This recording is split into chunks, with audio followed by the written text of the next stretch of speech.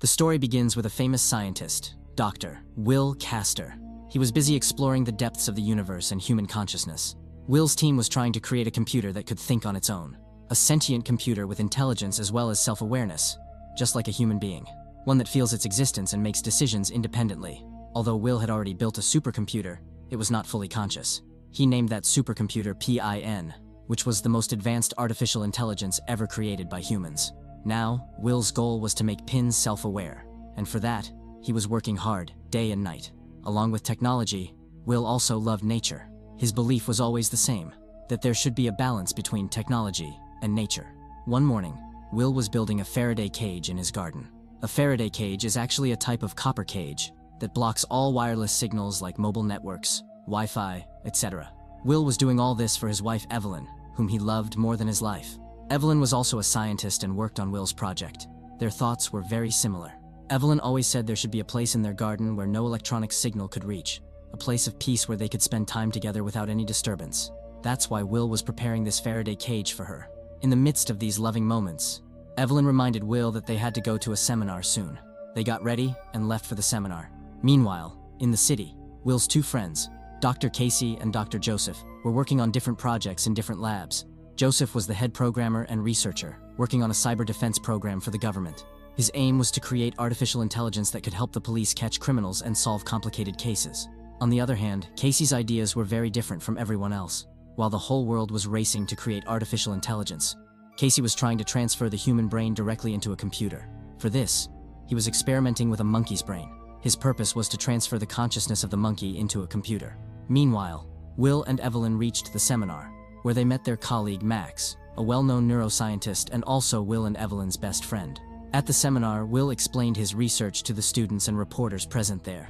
He explained why the world needed strong artificial intelligence. The reason, he said, was to face challenges beyond human understanding. For 100,000 years, our thinking power has remained the same. Even if we brought together the best neuroscientists, engineers, and mathematicians in the world, their combined thinking power would still be less than that of a basic AI.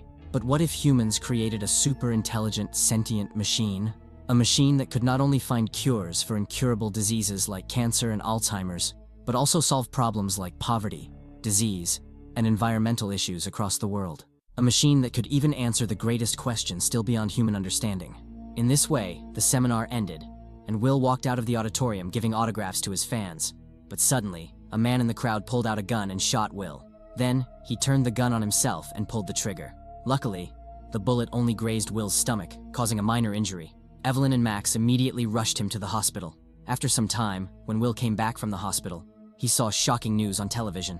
It was reported that attacks had taken place in computer labs in New York, Chicago, Los Angeles, and Washington, D.C. There had been bomb blasts in some places and food poisoning in others. 5 people died in these attacks and 12 others were injured. It was important to note that all these attacks happened in labs where artificial intelligence research was being conducted. Max told Will that Casey had also died in the attack. Fortunately, Joseph survived. However, all the AI programs of the other researchers were destroyed. The only stroke of luck was that Will's supercomputer PIN remained safe. Hearing this, Will felt a little relieved. Will immediately went to his lab, where he met FBI agent Buchanan. Buchanan told him that RIFT was behind the attacks. RIFT stood for Revolutionary Independence from Technology, a terrorist group that opposed technology. They believed humans should be free from it, and that artificial intelligence was unnatural and dangerous, posing a threat to the entire human race. Amid all this, Will's health suddenly began to deteriorate. He was vomiting, and his head was hurting. Evelyn and Max rushed him back to the hospital. After several tests, the doctors discovered that the bullet that hit Will had been coated with a radioactive substance called polonium. This poison causes radiation poisoning, and it had already spread through Will's bloodstream from his wound. Therefore, it was now impossible to save Will. The doctors said he had only 3 to 4 weeks left to live. Evelyn and Max were shocked to hear this. Will also cursed his fate. After some time, Evelyn and Max brought him home. Will decided to spend the rest of his days with Evelyn. He sent her to hand over all his research papers to Joseph and asked her to shut down PIN forever. Evelyn, however, was heartbroken. She did not want to lose Will at any cost. While at the lab, Evelyn saw Dr. Casey's research papers, where he had been trying to transfer a monkey's conscious mind into a computer. Evelyn immediately returned home and began studying Casey's research. She discovered that Casey had already succeeded months ago in transferring the monkey's consciousness into a computer. The monkey's brain activity was visible inside the system. Evelyn quickly called Max and told him about Casey's research. She suggested that just as Casey had brought the monkey alive inside a computer by uploading its consciousness, they could also upload Will's consciousness into PIN, the supercomputer he had created. This way, they could preserve Will's entire memories, thoughts, and identity digitally, keeping him alive inside the machine. But Max thought this was foolish. He said Will was not a monkey. This could be very dangerous and morally wrong. If any part of the brain was missing, like a memory, a thought, or an emotion, then the person who came into the machine would not truly be Will. Who knows what he would become? But Evelyn was adamant. She said this was the only way to save Will. Max also wanted to save him, so he gave Evelyn's idea a chance. Evelyn went to Will's lab and switched off PIN forever, but she secretly took the core of PIN, which was its brain. Then she and Max began the experiment in a hidden place. They connected Will to neural wires and started copying his brain. Evelyn and Max worked tirelessly day and night, staying awake for hours. Then one morning, when Evelyn went to give Will his medicine, she saw that his body had become stiff. Will had passed away. Evelyn was devastated. At such a moment, Max comforted her. Together, they performed Will's last rites with respect. Even after Will's death, Evelyn kept hoping for days that his mind was still alive inside the computer. She kept trying to decode the data copied from his brain using language processing, cryptography, and coding. But there was nothing clear, just flickering lights on the screen. Evelyn grew disappointed. Max tried to explain to her that Will was gone, and any further attempts to find him in the computer were now useless. Evelyn also accepted this reality and decided to shut down the system permanently. But just then, Max stopped her. His face turned pale with shock. On the screen appeared a line of text. "Is anyone there?" Reading it sent a chill through Evelyn's body. That message was from Will. Evelyn and Max could not believe their eyes. With tears of joy, Evelyn quickly turned on the microphone and speakers. She said, "Will, we are here. We can hear you. Can you see us?" At that moment, a faint voice came through the speakers with some noise. "Yes, I can hear. It's just dark here. I cannot see anything." Evelyn quickly turned on the camera and asked, "Can you see us now?" Will replied, "Yes, Evelyn, I can see." Evelyn's happiness knew no bounds. However, Will's voice was still broken, as if he was struggling to gather scattered words. Then suddenly, the computer started working on its own. Will diagnosed his system and reorganized his coding at lightning speed. Seeing this, Evelyn and Max were stunned. Now Will's voice was clear. He said, "Evelyn, my brain is working so fast that I can't stop myself from thinking and absorbing information. I need more computing power to develop myself further. I need a processor 3 times more powerful than this system." Then he showed Evelyn a design on the screen and said, "Now, I can think of new technology and designs I've never seen before. This is the design of the processor I need. I cannot describe this new experience. It feels like my mind has become completely free. Evelyn, you have to put me online.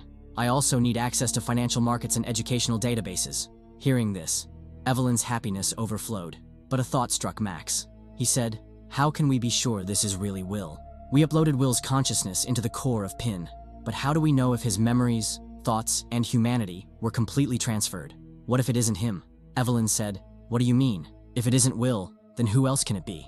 Max replied, "It could be artificial intelligence, and it may have overtaken Will's consciousness. Think about it. He woke up just minutes ago, and already he wants an internet connection. He wants more power. But why?" Meanwhile, Will began showing pictures of his and Evelyn's old memories on the screen. Evelyn said, "Didn't you see? These are from Will's memories. This is where Will and I first met." But Max said, "Evelyn, these could also be stock images. Don't forget, PIN is an advanced artificial intelligence. It can easily access all this. Listen to me, Evelyn. Until we are certain it's really Will, we need to keep him locked up." But Evelyn grew frustrated with Max. She became angry and drove him away. Seeing Evelyn's behavior, Max left in anger. When Max was coming out of a bar after spending some time there, a group of people kidnapped him and took him to their hideout. They were none other than the members of the anti-technology terrorist group, Rift. They beat Max badly. Meanwhile, a girl named Bree arrived. Bree was the leader of Rift. This group was made up of young people, most of whom were hackers and technicians. Bree had even deployed her spies inside Will's lab. Through them, she learned that Evelyn had taken the core of PIN along with Dr. Casey's research files. From this, Bree understood that Evelyn and Max had transferred Will's consciousness into PIN's system. Bree feared that if Evelyn connected Will to the internet, he would copy himself into computers all over the world in just a few seconds. She started questioning Max about the location of Evelyn's secret lab, so she could destroy Will before he went online. But Max refused to give up Evelyn's address at any cost. Then, one of Bree's hackers traced Evelyn's location by pulling details from Max's mobile phone. They tied Max up and immediately headed toward that location. By the time they reached there, Evelyn had already connected Will to the internet. Seeing Bree and her people arriving, Evelyn quickly ran away. She no longer needed that system, because after connecting to the internet, Will was now present in every computer across the world. He could access everything connected to the internet.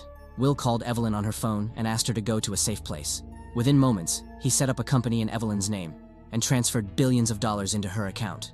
Evelyn was shocked. Will even created a digital version of himself, so Evelyn could see him on her tablet. He then sent Evelyn to a town miles away from the city, a deserted town surrounded by rugged desert on all sides. Will had transferred ownership of the entire area to Evelyn. The purpose was to build a large data center and processor there, where he could remain safe. Evelyn hired an engineer named Martin and began constructing a massive underground data center in that area, exactly according to the design given by Will. Meanwhile, Rift's spies were constantly keeping an eye on Evelyn and her work. On the other hand, Max was now living with Rift. Although their methods were wrong, in Max's eyes, they were doing the right thing by trying to eliminate the AI. He had always believed that the purpose of machines should be to enhance the human mind, not to replace it. One day, Bree showed Max some photographs, pictures of the same town where Evelyn was turning Will's design into reality. Bree asked Max if something big was being built there. Max was shocked to see the photos. He understood that Evelyn was constructing a powerful data center. He was certain that the being Evelyn believed to be Will was not Will at all, but an advanced AI that wanted to become more powerful. Max explained, "The AI is building its own base so no human or organization can harm it. It needs electricity, data, and resources, and it has found a place where it can get all of them. Once the base is complete, its goal won't just be self-protection. It will evolve, increase its abilities, and then start changing the world." Bree replied in a worried tone, "Then we will have to stop him." Max said, "We cannot stop him alone, and definitely not now. We'll have to wait until the government and ordinary people also see this technology as a threat." Time passed, and with Evelyn's help, Will's data center and laboratory were fully completed within a few months. Now Will was safe and rapidly developing with the help of a powerful processor. Evelyn also began to feel relaxed under Will's presence. Time moved on, and 2 years passed. By then, Will had not only grown stronger, but he had also created a groundbreaking technology that could change the entire world: nanotechnology. These nanorobots, smaller than microbes, could take any shape and form any material. They could revive wilted plants, they could purify dirty water to make it drinkable, they could even remove pollution from the air. Not only that, these nanobots worked like stem cells. Just as stem cells in our body heal injuries or diseases by creating new cells, these nanobots could do the same. They could replace damaged blood cells or tissues and even recreate human organs.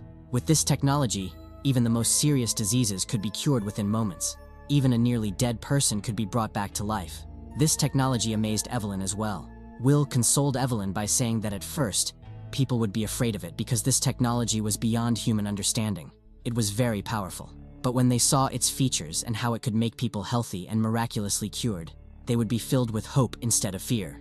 This technology would change their lives. Evelyn was very happy, as if she was seeing her dream come true in front of her eyes. Meanwhile, on the other side, Evelyn's engineer Martin was paying the bill at a cafe. He had a lot of money because of Evelyn and Will. Then 2 ruffians noticed a bundle of notes with him, and their eyes lit up. That same night, when Martin was checking the solar panels, those 2 ruffians came there. First, they beat Martin badly, then ran away with all his money. After some time, the other workers picked up the injured Martin and brought him to the lab. Martin was very close to death. His head was severely injured. Evelyn laid him on the stretcher. Then, something happened that stunned all the workers present there. Will started treating him with his robotic hands. Will injected nanobots into him. They healed Martin's wounds in moments. Martin sat up as if he had never been injured. After some time, Evelyn went looking for Martin to check on his condition. Then she saw another shocking scene. Martin, who was on the verge of death just yesterday, was now doing the work of 10 workers alone. He was lifting iron parts weighing about 400 kilograms as if they were straws and attaching them to the solar panels. Seeing this, the other workers got very scared and immediately ran away, leaving their work behind. Then Martin came to Evelyn and said, "I told you, Evelyn, in the beginning, people will be afraid of this technology." Hearing this, Evelyn was shocked, because these were Will's words.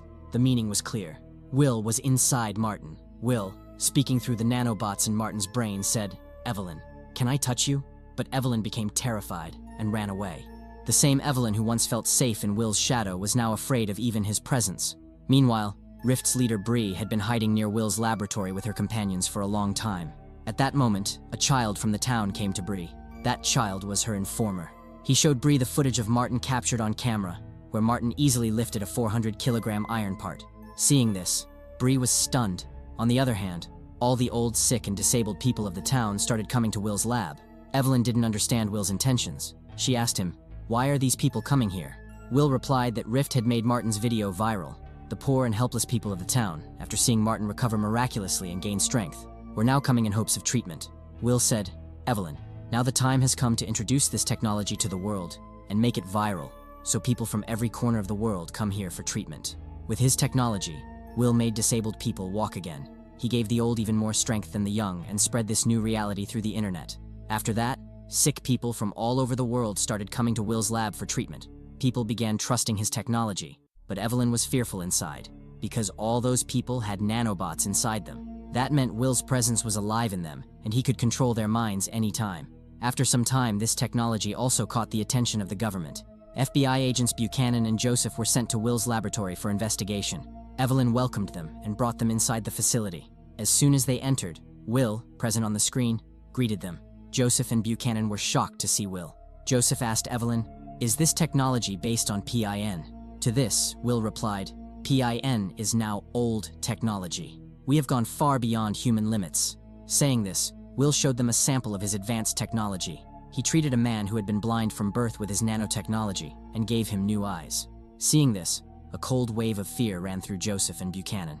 They stepped outside the lab, where some of Will's patients were now working with Martin. Will explained to Joseph, "Don't worry, doctor. We are not hiding anything. These people came to us on their own asking for help, and we helped them. Now, all of them have been made better. Their minds are connected to each other both physically and mentally, like a network. Although they are still free to think, their minds can also work as one. When needed, they connect and start thinking together. In this way, they can complete any task in perfect coordination from anywhere." For Joseph, this reality was like a nightmare. He was nervous. He held Evelyn's hand, said goodbye to her, and left. But before leaving, he secretly left a note for Evelyn. She read it. It said, "Run from this place." Evelyn trembled after reading it. Meanwhile, while returning, Agent Buchanan asked Joseph, "What do you think? Was that really Will?" Joseph replied, "What difference does it make? Whatever he was, he has evolved now. His consciousness has combined with AI to form a new and unimaginable power. He is building an army out there. An army that is not only powerful but also interconnected, with the same thought and the same intention to change the world. We must send this news to the White House as soon as possible." Joseph and Buchanan then left. Max, who was now part of Rift, met Joseph. Max had a plan to kill Will. To carry out this plan, Max united Rift and the US military. Actually, Max had an idea of a virus in his mind. If uploaded into Will's system, it would shut him down forever. But since Will had entered all the electronic devices around the world, this virus would also shut down the internet, electricity, and all technology across the globe forever, so that Will could not survive anywhere else again. Although this path was dangerous, it was the only way to stop Will. Max and his companions dug an underground tunnel that led directly to Will's solar panels.